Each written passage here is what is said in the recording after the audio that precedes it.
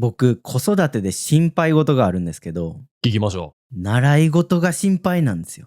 う。楽しみでしゃあないな、習い事。いや、子供の習い事も怖いんですよ。なんでなんすか。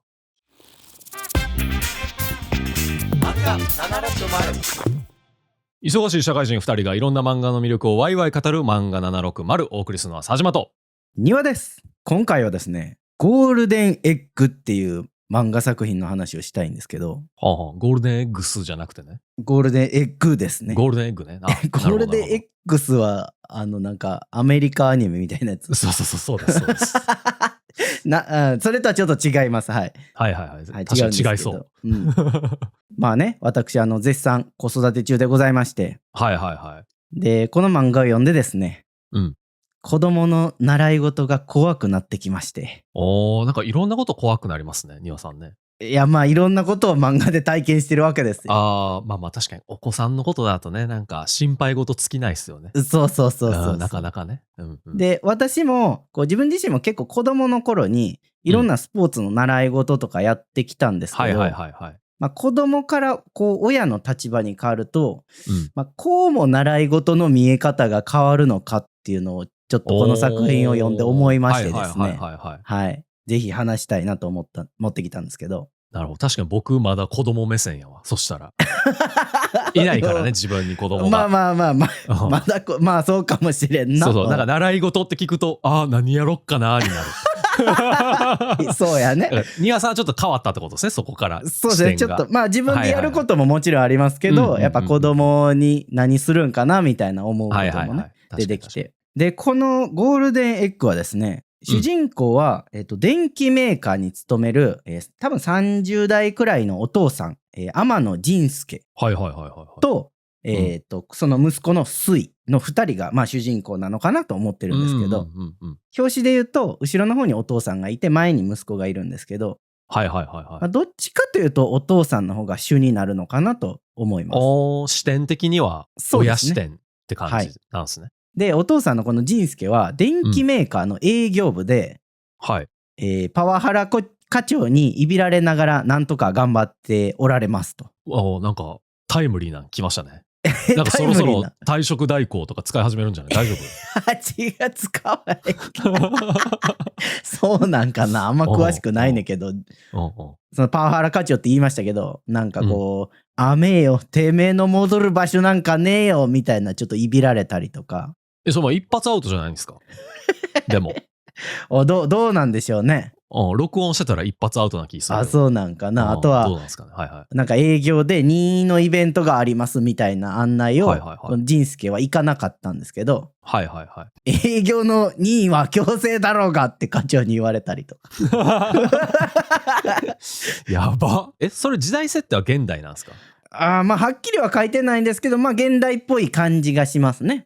スマホとかも出てくる。そうですね、スマホ出てきますね。じゃあまあ現代に近い感じなんかな。そうですね。 SNS のインスタグラムっぽいのとかも出てきたりするんで、じゃあアウトですね。まあ今っぽい感じがするんですけど、で、息子はお母さんの影響でバレーボールをしばらくしてたんですね。いいじゃないですか。なんですけど、ちょっと家庭環境の変化を機にですね、まあ、実は息子はサッカーがやりたかったということで、サッカーを始めますと。やん。で、サッカーの才能をその息子に感じた仁介は、息子を強豪クラブへ連れて行ってみたいなスタートなわけですよ。なんかじゃあ金の卵的なところから来るゴールデンエッグなんですね。そうですね。もうまさにその通りで、まあ才能の塊というかね。お父さんはサッカーやってたんですか？お父さんはね、いや全くサッカーやってるかはないですね。でも才能は素人でもわかる。こいつすげえぞみたいな。そうなんか人混みの中をめっちゃドリブルして駆け抜けていくみたいな、なんかそんな才能があるみたいなね。ええやん。なんでまあそっから始まっていくんですけど、まあ簡単に言うと、まあ、作品的にはもしも小学生の我が子がサッカーの才能の塊だったらみたいな感じってことですね。そのテーマ設定やと、なんかもう育てていきましょうよなりそうな感じしますけどね、漫画的に言ったら。まあね、そりゃね、せっかくだったらみたいな感じなんでしょうけど、せっかくだったらそのなんかクーポンもらったしみたいな感いやまあ覚やけど。でもほら使うか使わないかは自由みたいな、クーポンと同じじゃないですか。いや、クーポンもらってたら絶対使うでしょ。そんなんわかんないでしょ。いや、使わないねみたいなことなくない別に。いやもうそもそもそこに買い物行かないねみたいなね。ああ、それはあるかもしれないですけど、ね。そう。もうでもすでになんかその買い物の時に、あ、実はクーポンあるんですけど、これ使いますかって言われたら、はい、使いますなるんじゃないまあそれは使うけどさそうサッカーをやるかやらないかは選択できるから。あそこもね、一応。そうまあなんですけど、一応お父さんは息子をその強豪クラブへ連れて行ってみたいなところから物語は始まるんですけど、まあちょっとね、さっきも言ったんですけど、私このゴールデンエッグ読んでて、子供の習い事が怖くなってきてですね。怖いってすぐやめちゃうとかそういう感じ？まあやめちゃうっていう問題も確かにねあるんですけど、まあ僕がね、この一番怖いなと思ったのは、保護者との付き合いでございますよ。あ、出たよ何？そっちか。そっちですよ。いやでも確かに保護者っていうか親目線で習い事のことを考えると、そこのコミュニティありますもんね。そうなんですよ。保護者コミュニティっていうか。そう。ああ、LINE グループ入ったりとかせなあかんねや、今やと多分。そういうことですよ。うわ、絶対嫌やな。だから怖いって言ってるの。だから僕は人付き合い苦手やから多分絶対無理やな、それ。いやでもね、自分の子供のために多少はちょっとやっぱ努力しないといけないだろうっていうのも僕も想像はしてますし。いや確かにそうや。子供がやりたいって言ってるんやから応援するためにと思って、そのコミュニティもね。そう。でもちゃんと多分うまく立ち回らなあかんやろうし。そこが怖いんで、ちょっとその話したいなと今回。なるほどね。子供のどうのこうのってよりは、その親のコミュニティとかなんですね。まあもちろんね、子供の話もあるんですけど、僕が怖いなと思ったのは保護者との付き合いの部分やなと思って。なるほどですね。なんか前庭さんが紹介してくれたダイヤモンドの功罪とかも、すごい才能の塊が野球チームとかに入って、その子供のコミュニティの中で周りがどんどんボロボロになっていくみたいな話でしたけど、今回はほんまに親目線なんですね。そうですね。ダイヤモンドの功罪も、まあ親も巻き込まれていくんですけど、どっちかというと軸は子供たちにあるんですけど、このゴールデンエッグは、こう親軸で、こう周りにそういう、なんて言うんだろう、動きが広まっていくという感じですね。なんかリアルに怖いな、それ。そうなのよ。聞いてほしいの、それを。ダイヤモンドの功罪はまだ子供やから、まあ俺も関係ないしって思えるけど。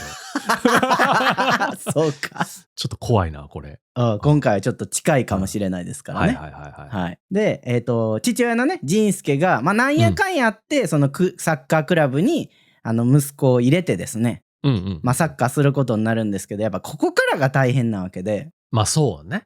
まずね、クラブに入って何が起こるかというと、まあ子供のレギュラー争いがあるわけですよ。そりゃそうやわ。で、なんか仁助がね、息子を連れて行ったクラブってすごい強いところで。まあ強豪チームクラブなわけですもんね。で、なんかね、年1回のセレクションみたいな、まあ入団テストみたいなのがあって、それを通過しないと入れないんですって。で、さらにそっからレギュラー争いがあるってことか。そう。まあ細かく言うと、入って、このクラブの場合は A、B、C のチームがあって、その中でもそうレギュラーと補欠があって、だんだんみんなこう上を目指していくみたいな仕組みみたいなんですよ。まあでも、スポーツの世界ってそうか。まあね。そうっすもんね。競い合うということですから。みんながみんなレギュラーってわけにはいかないですもんね。そうなのよ。で、仁助の息子は才能があるんでちょっとスカウトされます。めっちゃいいじゃないですか。でもまあね、いや佐島さん、ちょっとそれはね、ちょっとなんかいいですかね。本当ですかね。いいと思います。いいです。特別扱いされることはいいことです。何が起こるかというと、周りの保護者たちがもうピリつき始めるわけですね。そういうの大丈夫、僕。強いな。多分大丈夫、それは。そうなんや。周りの保護者のピリつき加減にもよるけど、暴力振るわれるとかやったらちょっときついけど、僕。それはピリつくとかじゃないと思うんやけどね。いや、なんかパワハラとかがまだある世界観やからさ、なんか保護者同士もなんかちょっと怖いんかなって思っちゃったけど、それやったら大丈夫やわ。ほんまですか。周りの保護者たちはやっぱりね、その特別扱いなんやねんみたいなね。はいはいはい。だってしゃあないやんって思っちゃうタイプやから。だってしゃあないやん。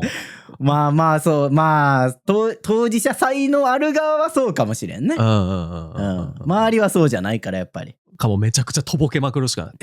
そうなんすかみたいな。いや僕それ最初に聞いてたらマジでそれ許せないっすよっていう。バレてる。その嘘バレてるよ。さちゃんさんバレるよ。ダメか。陰口叩かれる？それはちょっと白々しくてバレるよ。でも陰口も大丈夫僕。表に出てけへんかったら。まあ、でも佐島さん一人じゃないからね。まあそうね。それはそうだ。自分の子供もいるから。確かに。その問題はあるからさ。で、まあそんなね、若干ピリついた感じから始まるんですけど、息子はもうレギュラー獲得に向けてどんどんレベルアップしていくわけですよ。才能があるから。ちゃんとじゃあそれはスカウトされたのはやっぱ正しい評価をされて、こう引き抜かれたってことですよね。まあまあそういうことになるのかな、結果的には。だから特別扱いで入ってきたけどそんなに振るわんみたいなパターンもあるわけじゃないですかきっと。そこはちゃんと着実に上っていくみたいな感じなんですね。周りからすると、こう着実に上ってこない方が嬉しいかもしれないんですけどね。まあそれはそうでしょうね。そういうこともあるでしょうねきっとね。はい。でさっき言ったように、ABC のチームに分かれてて、一番上が A ですね。なんでこう誰かが上のチームに昇格すると、誰かが降格するみたいなシステムになってるわけですよ。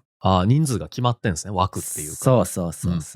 だからこうどんどん成長する息子の推に対して、周りの親たちはもう戦々恐々なわけですよ。しゃあないね、でも実力の世界やから。まあそうなんですけどね。皆さんお遊びで来てるわけじゃないですよねって言うしかないよな。ほんまに言えるそれ。言わへん、絶対言わへん。だから庭さんに今アドバイスしてるだけ。いやって言ったらいいんじゃない？よくないよ。自分がやらへん行動アドバイスするのよくないよ。僕は絶対やらへん。そう言えないでしょ。本当にごめんなさいってなんか顔だけはそういう感じでへこへこはする多分。そうだからね、お父さんの仁助もちょっとやっぱチクチク言われるんですよ。そうなんや。なんか特別扱いで入ってきて、まあそれもよく思ってないし、なんか急にさこう上の方まで上がってくんのなんかなみたいなのをやっぱ言われるんですよ。でも庭さんそういうの強いんじゃないの？返すの。チクチク言われてもさ、こうなんかそれを上回るチクチクでこう返すのうまいイメージあるけどな。まあそれは多分僕自身単体やったらできるかもしれないんですけど、まあ確かに子供のそのコミュニティ内での立場とかもね、そう影響受けちゃうからね。そうなんですよ。あまりにもね、例えば僕が言い返して、周りからの評判が悪くなってそれが子供に返ってくるとやっぱきついじゃないですか。確かにそうやわ。それが一番きついからちょっとやっぱ言い返すのは難しいなと。じゃあ既読するってこともいや LINE とか来てもいや既読する、いやすいませんとか返すと思うよ。なんか LINE のスタンプですらない反応みたいなやつです。なんかめっちゃ泣いてるめっちゃ泣いてるやつとかリアクションの顔文字みたいなやつ。リアクションの顔文字だけで返すとか。いやちゃんと文章返すと思うよ。返すと思うんですけど、まあさらにはですね、息子がこうレギュラーメンバーと交代して試合で活躍しましたと。補欠やったけどみたいな。そうベンチスタートやったけど交代して出れるようになりましたと。かっこええやん。もうそうしたら交代して下がった子とかがベンチの方で泣いてるわけですよ。やっと出れるようになったのにまた下げられてしまったと。でまあお父さんとねそれ喋ってるんですけど、お父さんはよく頑張ってたの知ってるよみたいな話をしてるのを仁助はこう目の当たりにするわけですよ。だからなんていうんだろう、自分の息子が出たからイエーイ出たぞみたいなそういう感じにはやっぱちょっとなれないと。なるほどね。やっぱなんかそれって複雑やなと思うところはありね。なんか自分がさレギュラー取ってたらまだわかるんですけど、自分自身じゃなくて自分の子供たちがそういうなんていうか競い合いをしてるからちょっともどかしいというか思いが出てくるじゃないですか。なんかでもそういう構図僕ハリウッド映画とかでも見たことあるんですけど、なんか一番いい解決策はその親自身がめちゃくちゃゴリゴリのマッチョになってなんか有無を言わさないようにするっていうのが一番。スタローンとかドウェイン・ジョンソンみたいなめっちゃムキムキの人が、なんか、おい、いけいけみたいな感じで言ってたら、どんだけ周りがなんか、ちょっとチクチク言いたいと思ってても言わんっていう。それほんまにいい解決策かまあ、ちょっと、良くないかもしらんけど。なんか、場は静まりはするね。いいのかなちょっと、それは不安ですけど。まあ、ちょっと、ハリウッド的すぎるかもしらん。それは。抑止力みたいなね。まあまあ、ちょっと怖いな、その、やり方は。で、仁助はですね、まあ、ここはそういう環境なんやと、競い合う環境やから、まあ、ちょっといちいち気にしててもしゃあないって、結構ね、自分に言い聞かせてるんですよ。まあ、しゃあないやろと、もう、それはそういうもんやと。まあ、それで収まればいいんですけど、やっぱね、なんて言うんだろう、ずっとレギュラーで活躍してた子とかが、スイとね、息子と交代させられると、交代させられた親が不機嫌なこともあるわけですよ。それ、まあ、大人げないっていうのも、でもあれか、子供のことやもんね。自分のことやったらまだ受け入れられるけど、そう。子供が自分の子供がこんなに頑張ってんのにみたいな。まあ、確かにちょっと不機嫌になってもしゃあないかもな、それは。そうなのよ。僕、そっち側やったらめっちゃ不機嫌になってそうな感じするもんな。それは、まあやっぱ気持ちはわかりますよね。気持ちわかるわ、多分。ほんで、そのね、不機嫌な親が仁助に対して、今日はたまたま交代になったけど、そのままうちの子が出てても勝てたと思いますよとか言ってくるわけですよ。いや、もうポジティブで返すしかないよね、そういう時はね。ポジティブでね。いや、ほんとそうっす、みたいな。ほんとそうなんですけど、でもやっぱこう、2人で勝ったみたいな感じ。やっぱこれチームプレーっすよね、みたいな。絶対そんなこと言わないでしょ、あなた。いや、ポジティブで返す。これ大事だと思う、でも。さっき力でとか言ってたけどね。思い直した、今。ポジティブやわ。ポジティブで返せたらいいですけど、ちょっとやっぱね、僕は怖いんですよ、これが。怖い。さすがに怖い。チクッと言ってくる方も怖いけどな、なんか。そう会社でもそういうこと言ってんすかみたいな。ちょっと感じしちゃうけどな、なんか。まあでも自分のことやったら我慢できるんかもしれんね。さっき、そうやね。子供のことやからっていうのは確かにね。そうなんですよ。まあ強豪クラブに集まってみんなチームを応援してる感じですけど、まあなんだかんだ言いつつみんなチームよりやっぱ我が子っていう思いはあるんだなっていうのがね、見えてくるんですよ。で、僕これね、ちょっと冷静になって考えたら、試合に出てるメンバー、子供たちっていうのは、まあチームの目標である勝利を目指すじゃないですか。でも親って自分らが出るわけでも自分らが勝つわけでもないから、まあ確かに自分の子供の活躍がどうかっていう方に注目しちゃうよなっていうのはもうしゃあないんかなと。まあ確かにね。なんかすごい冷静になって考えたら、その自分の子供が活躍するのはもちろんやけど、なんかそういう例えば子供自身もそのなんかレギュラーから下げられて、すごい悔しい思いして、そっから成長してくれたら親としてはいいみたいな考え方もあると思うけど、なんかこうそれは部外者やからなんかそうじゃないって思うだけで、当事者になった時にそれを思えるかって言われるとちょっと分かんないですね。そうなのよ。だからちょっと揉めたりもするわけですよ。仁助もチクチク言われます。でも仁助の息子はめちゃくちゃ才能があってどんどん伸びていくんで。いや、いいことやけどね、それは。それ自体はね。ひいては日本のサッカー業界の発展においてもいいことやけど。そう。それはね、いいんですけど、まあ一緒になんていうかやっていく親としては苦労も多いというか怖いところが多いなと。メンバーのね、子供が例えばレギュラー外されたから、こう不機嫌になるとかって、まああると思うんですよ。あると思うんですけど、これ親と子供の違うところって、親って大人やから、まあいろんな意味で力持ってるから厄介やなみたいなところもあってですね。まあ確かにね。わからんけど、まあお金で解決することもあるやろうし、なんか圧力とかさ、なんか社会的なもうなんかあるでしょうしね。なんかそのチームのスポンサーのなんか偉い人みたいなこともあるわけでしょうし。でこのゴールデンエッグで言うと、まあ保護者会の幹事やってる人が、なんか自分の子供がちょっとレギュラー外れたりしたら、あれ幹事がいなくなるみたいなことが起こったりですね。保護者会っていうのはクラブのってこと？まあそうですね、クラブの保護者たちの集まりなんですけど、まあ有志で保護者たちが集まったりしてるとかね。それって何やってるんですか？まあなんか今度どうしますとか、一緒に遠征行きましょうかとか話したりしてるんですけど。それってあった方がいいんですか？鋭いね、鋭いんですけど、これはね、多分あった方がいいところもあるなと思いまして。いや、わかりますよ。なんかみんなで行った方が、まあ多分ね、長いことこう、遠征とかさ、遠くで試合やるとかっていうのをやってると、保護者同士でつながってみんなで一緒に行った方がなんか、何かと都合がいいっていうのはわかる。確かに。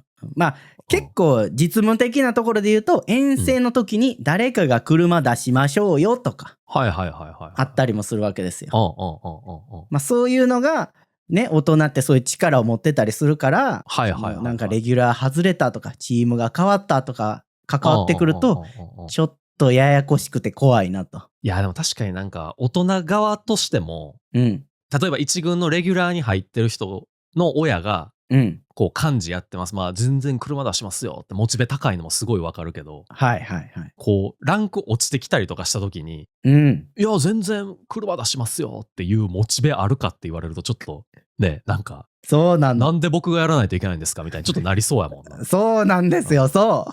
確かに。それはちょっとね、呼んでほしいな。呼んでほしいな。はい。いや、まあだって子供中心やからね、親目線で言うと。そうや。それはさ、別に給料もらってるわけでも仕事でやってるわけでもないからね。そうなんですよね。でね、まあさっきね、ちらっと佐島さんが言ってた保護者会の存在ですよ。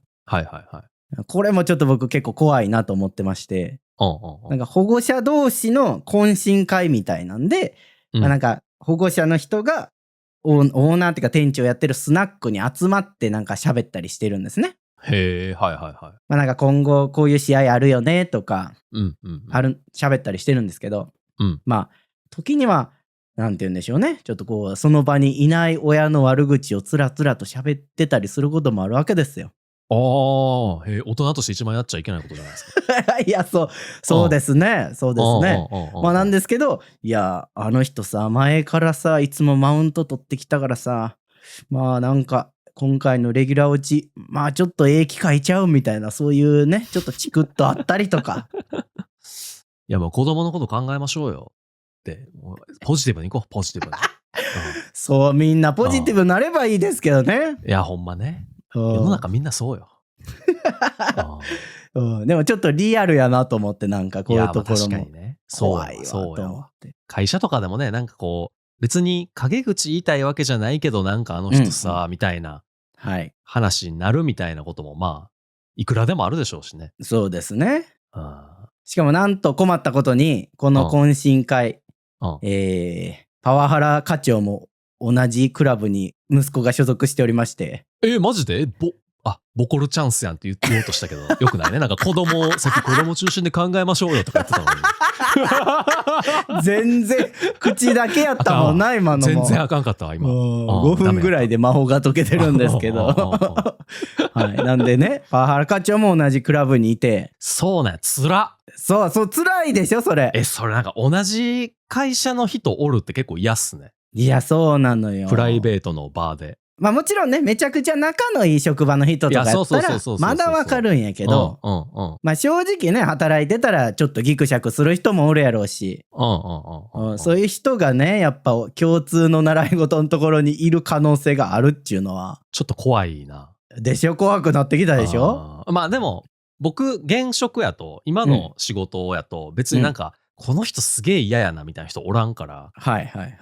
なんか全然いいけど、なんかそういう状況になりうる可能性があるっていうのは確かに怖いかも。そうやね。だってね、今まで働いてきた中でうまくいかなかった人っていうのは必ずね、必ずとは言えないですけど、まあいる可能性があるじゃないですか。でもそういう人が一緒に習い事の場にいて、保護者会の場にいるってなったら大変でしょ？ましてやなんかそう普段からパワハラしてくる課長って、なんか確率的に外で、その会社の外で起こった出来事をを引きずって会社の評価決めそうな感じするし。まあ普段の行いからそういう風にしそうやなっていうことやね。そう。なんかそんな非生産的なことを普段からやってる人が、そこをめっちゃちゃんと割り切れるとは、なんかあんまり思えないか。まあ正直ね、そうですね。より怖いね、なんか。怖いのよ。これなんか息子が、例えばさっきのレギュラー入れ替えみたいな時にさ、課長の子供とか会った時とかさ、はい。ちょっとこれ会社大丈夫かなみたいな。ちょっと思う、不安になるよね。ちょっとそうですよね、やっぱり。実際起こらへんかったとしても。そうね。なんで、保護者会にも危険が潜んでるわけですよ。なるほどね。まあでもそこでクラブの中で自分の方が立場上になって、立場っていうかなんていうのわからんけど、息子のランクって言ったら変やな。息子の方が活躍してるってことね。そう、自分の息子の水の方が活躍してて、っていう状態で、なんか、保護者会参加任意っていうのは絶対参加のことですよ、みたいな、なんかそういうスカット展開みたいなのはない課長に言い返すみたいな。いや、そんなことはないと思います、多分ね。そういう系の作品じゃないってことね。そういうことではないです。なんか、倍返しだみたいなことじゃないと思うんですよ。池井戸潤みたいな感じじゃないんや。じゃないと思うんです。はい。なるほどね。逆に安心したわ、でも。安心しました。そう、リアルにやってんねやっていう。そう。ここまでね、ちょっと僕、習い事怖いなっていう話をしてたんですけどね。まあ一応ちょっと、なんていうか、前を向いていきたいなとも思っておりまして。そうよ。この作品読んでからすごい習い事のことが怖くなってるんですけど、まあ僕的にはちょっとまっすぐ温かい人間になろうと思うって決意しておりましてですね。だからポジティブ返しでやるってことね。まあポジティブ返しがそれに当たるんか分かんないけどね。このさっきからね言ってるお父さん仁助はちょっとポンコツなんですけどまっすぐな人なんですよ。まあポンコツ具合で言うと、なんか試合のみんな用のスポドリを準備してくださいみたいな役割が回ってくるんですね。そんなことやんの？あるかもしれんね。そんなんあるんや。すごいでっかいなんていうのジャグボトルみたいなに入れてこう現地でコップで飲めるようにするとか。なんか怖いな、それ人に作らせんの。まあ衛生的な問題でね。まあちょっとわかる。僕がやや潔癖なんかもしらんけど。いやあんまりなんつうやろな。ちょっと敵意がある人たちに自分の子供が飲む飲み物を作らせるのちょっと怖いなって思う。まあ前提として本来は敵意はないですから一応ね。まあ本来はね。チームのためにね。はい。いやでも僕は、疑ってかかっちゃうタイプやからそういう時。まああったりもするんちゃうかな。ないとこもあるやろうけどあるとこも。まあみんなで作った方が確かに効率いいっていうのは確かにね。そうです。で、仁助がねスポドリを準備するってなって、スポドリの粉をね水に溶かして作るタイプのやつちょっと懐かしい感じするんですけど。僕は分からへんけどね。そっか、佐島さんあんま使ったことないんや。自分の分しか持って行ってたことない。いやまあ自分の分でも僕粉の使ってたことあるんですけど。そうなんや。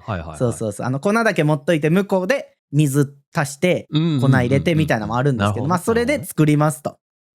その時に仁助はこれどれくらい薄めて作るんやろみたいなのをちょっとこうぼんやり思いながら作って現地で飲んだ子供たちがなんか薄くない？優しい味だなみたいなことをつぶやいてるんですよ。カルピスじゃないんやからさ。あいつんちのカルピスなんか薄いなみたいなそんなんじゃないんやからさ。そんなんじゃないはずなんですけどね。まあ仁助はちょっとついうっかりというかそういう感じなんですよ。でなんか子供たちがそうやってつぶやいてたら、仁助はおじさんのお手製だぞって言っててちょっとなんていうかね。いい人やね。まっすぐなんです、まっすぐ。なんかこう好きになりそう。この人なんかいい人なんやなって思いそう。そう、いい人なんですよ、仁助さんはね。まあクラブで応援する時も自分の子も応援するんですけど、結構もうどの子もまんべんなく応援するというかみんなを応援するまっすぐなタイプなんですよ。めちゃくちゃいいやん。そうなの。仁助。そうもうなんか急に一人でめっちゃ大声で歌って応援しだしたりもする。ええやん。頑張れ、勝て勝てみたいなね。はいはいはいはいはい。そんな熱いところもあり。まあ結構ね、なんていうか、人の応援ばっかりで自分のことは二の次みたいな性格っぽいんですけど。でもだからこそ、こう、クラブの子供たちをみんな応援してるみたいな。はいはいはいはい。で、なんかちょっとね、ポンコツって言ったんですけど、子供たちの応援については、こう、応援する自分が主体者じゃなくて、あくまで応援者としての立ち回りをしてるんですよね。すごいやん。こうな、子供たちが悩んでる時も、あえて自分はそこに関わらず、ちょっと自分らで頑張ってもらうみたいなスタンスを取る時もあれば、こう苦しい時にめっちゃ声援をかけるとかもする。なんかそういう立ち回りはね、めっちゃできるお父さんなんですよね。なんか意外と課長と変わった方がいいかもな。役職をそう。マネジメントうまくいってなさそうやん、その課長。どうなんでしょうね。言ってんのかな。なんかそれに耐えれる奴らが残ってるみたいな感じやったらなんかうまくいってるように見えるんかもしらんけど。そうか。まあ仁助はもともとねエンジニアだったんですけど、そう会社の組織再編とかでちょっと営業にやってきてみたいな流れがあって、そのパワハラ課長の元にいるんですけどね。それ言い忘れてましたけど、一応パワハラ課長と同期です。同期なんや。そうなんです。へえ。でもパワハラされてます。なんか、まあ別になんか同期やからどうってことはないけど、何聞いてもパワハラ課長が悪いなとしか思わない。今のところ。まあ、そうですね。それに関してはね。今出てる情報で言うとそうやな。まあ僕が伝えてる範囲で言うとね。そう。まあそれはそうですわ。まあ話戻ってきまして。まあそんなね、仁助を見てるとですね、やっぱみんなに優しい気持ちを持とうねって、ちょっと前向きな気持ちで、今言おうと心がけてます。なんかこのゴールデンエッグのその作品の伝えたいこと的には、まあそういう習い事してチクチクされることもあるけど、仁助みたいな立ち回りすごいいいよねみたいな感じで描かれるんですか？まあそういうことになるんかな。メッセージを読み取ろうとするとそうなるんかな。でもなんかその明るい方向に話進むのいいですよね。そうですね。ダイヤモンドの功罪とかね、前喋ったやつは結構こう、みんなが狂っていく感じはあるんですけど。なんかそういう風に、ね、そういうのとちょっと似てるんかなと思ってたけど、どっちかっていうとちょっと好転していくんかな。そうですね。ゴールデンウィークに関しては、まあそういう厳しい争いとか保護者同士のなんやかんやもあるけど、ちょっとこう明るい仁助が息子と一緒に、こう道を切り開いていくじゃないですけど。やん。はい。その仁助がなんかすごい超できる大人やから解決していくみたいな感じじゃないのもいいっすね。そうですね。どっちかっていうとこう、勢い派というかね。ね、とかなんかこう、ほんまに心の底にある優しさとかさ、ピュアさみたいなところで、なんかこう、ちょっと折り合いついていくのいいっすね。そうなんですよ。ちょっと有能すぎてね、なんか俺強えみたいな感じだと、なんか、そうですかみたいになっちゃうもんな。そうなんですよね。それが気持ちいい作品もあるけどね、もちろん。まあ作品に関しても、なんて言うんだろう。息子の才能がめっちゃあって、単にその才能芸を見るだけやったら僕はハマらんかったなと思ってるんですけど、そうじゃなくって、なんか、親目線で子供の、まあ、習い事とか子供の夢ならではの大人の問題を味わえるみたいなのがすげえおもろいとかやなと思って。でもなんかその子供がずんずん進んでいっちゃうから、こう親がなんか周りを意外とこう、なんていうのな、調整してくれてるみたいなことって、きっと自分の親でもあったんやろうなとか思うと、なんか改めて感謝っすね。そうですね。感謝しないとね。そう。これ収録日が母の日に近いんで。そう、なんかちょっと送らななって思ってる。でもぜひ送ってください。そう。はい、ぜひ送ってくださいね。って思いました、僕は。わかりました。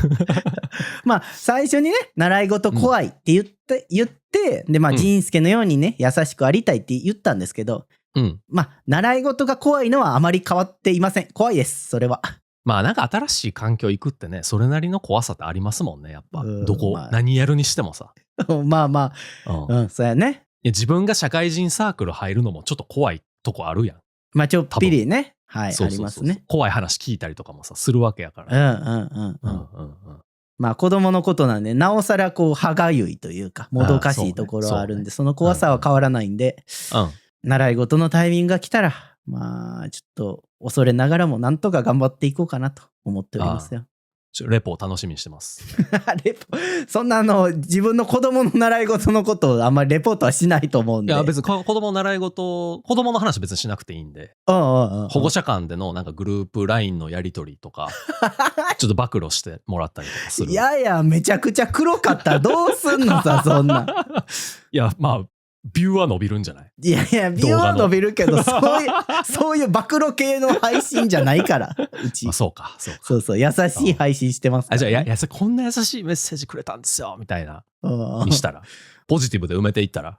そうなればいいですね。はい、そうやね。漫画760。エンディングです。漫画760ではエピソードの感想はコメントで、番組へのメッセージはお便りで募集しております。